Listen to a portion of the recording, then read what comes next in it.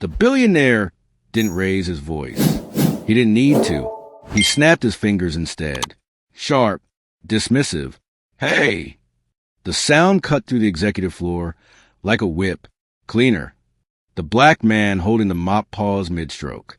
The room fell quiet, not because anyone cared, but because interruptions weren't common up here. Glass walls framed a panoramic skyline. Italian marble floors reflected ceiling lights that cost more than most houses. Men and women in tailored suits stood around a conference table discussing numbers that could bankrupt countries. The cleaner turned slowly. Yes, sir. The billionaire glanced down at the floor, then back at the man like he was checking a stain on his shoe. You missed a spot. He pointed with his loafer. The cleaner followed the gesture, nodded once. I'll take care of it. The billionaire scoffed. Of course you will, he muttered. Then louder, intentionally louder. That's what you people do best, right? Clean up other people's messes. A few executives laughed. Not because it was funny. Because silence around power can be dangerous. No one corrected him. No one defended the cleaner. No one noticed the small movement of the cleaner's thumb, pressing a hidden button on the inside of his watch. Within 1 hour, that same billionaire would lose a multi-billion-dollar acquisition, trigger a federal investigation, watch his company collapse in real time, all because he couldn't stop himself from humiliating a man he believed had no power. His name tag read Elias Carter. White plastic, black lettering, slightly scratched. He wore a gray janitorial uniform with the logo of a third-party cleaning company stitched over the chest pocket. The uniform was clean, pressed, worn with precision. Elias pushed his cart slowly, methodically. He didn't rush. He didn't linger. He cleaned like someone who respected systems, not appearances. Trash liners replaced. Surfaces wiped once, then twice. No wasted motion. Executives walked past him without looking. Phones pressed to ears. Voices low and important. To them, Elias was invisible. And invisibility, Elias knew, was the most powerful position in any room. Halvorson Global wasn't just a company. It was a fortress. 38 floors of glass and steel in the heart of the financial district. A name that carried weight in every major market. Private equity, defense contracts, infrastructure investments. Governments borrowed from them. Corporations feared them. And at the center of it all was Richard Halvorson, founder, CEO, majority public face, a self-made billionaire, at least according to every magazine profile. Richard liked to say he came from nothing. What he meant was, he came from enough money, enough connections, enough insulation to never worry about consequences. Richard was in his early 60s. Silver hair, sharp jaw, eyes that scanned people the way predators scan terrain. He believed empathy was weakness. That politeness was inefficiency. He had fired a senior vice president during a charity gala. He once told a journalist, "Feelings don't scale. Power does." And today was supposed to be his victory lap. The meeting on the executive floor was closed door. No assistants, no press, no recordings. Officially, a massive acquisition was on the table. Halvorson Global planned to absorb a logistics conglomerate operating across 3 continents. The deal would eliminate competitors, restructure shipping routes, quietly bypass environmental and labor regulations. It was bold, risky, and potentially illegal.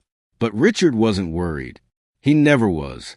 Elias Carter had been in the building for 3 weeks. Not as a consultant, not as an investor. As a cleaner, he worked the executive floors exclusively. Morning shifts, early evenings, always present, always ignored. That wasn't an accident. Elias had requested that placement. Because power reveals itself when it believes no one important is watching. Elias Carter was not a cleaner. He was a founder and majority shareholder of Carter Hayes Capital, a private investment firm with assets exceeding $3.2 billion. He had served 12 years in military intelligence, specializing in financial warfare, infrastructure vulnerability, and corporate government entanglements. After leaving service, he built his firm quietly. No press tours, No social media. No glossy magazine covers.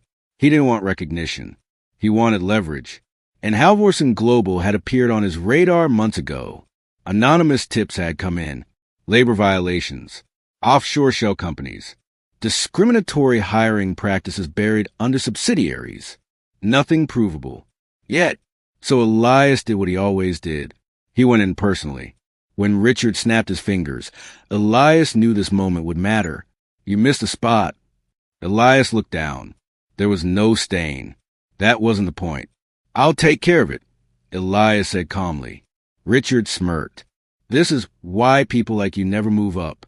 No attention to detail. A few executives shifted.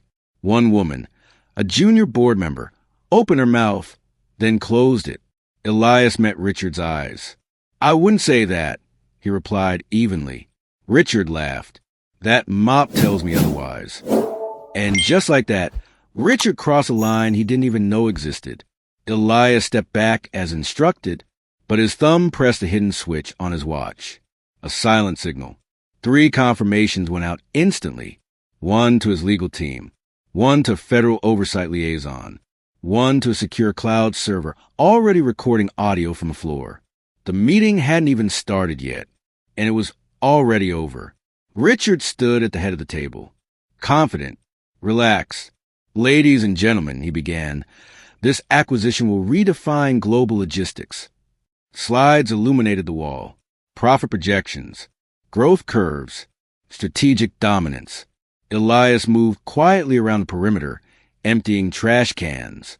Listening, recording. Richard gestured casually. What we're doing is aggressive, he said, but legality is flexible when you control the narrative. A few executives chuckled.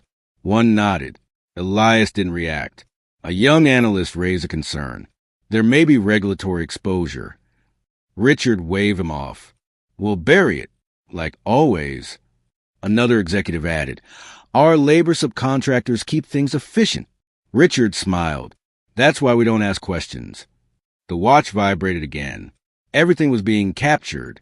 10 minutes later, the conference room doors opened. A woman in a navy suit entered. Richard Halvorsen? Richard scowled. This meeting is private. She held up her badge. Federal Financial Oversight. The room froze. 2 more officials followed. Then footsteps. Measured. Calm. Elias Carter entered. No uniform. No mop. Now in a charcoal suit. Perfectly tailored. Richard stared. What the hell is this? Elias smiled slightly. Good morning, Richard. Richard squinted. Do I know you? Elias tilted his head. You called me you people about 45 minutes ago. Silence crashed into the room. Gasps. Whispers. That's impossible, Richard said. You were the cleaner. I was, Elias replied. For your benefit. Elias turned to board. I own 38% of the silent capital underwriting this acquisition. Shock rippled across the table. That's a lie, Richard snapped.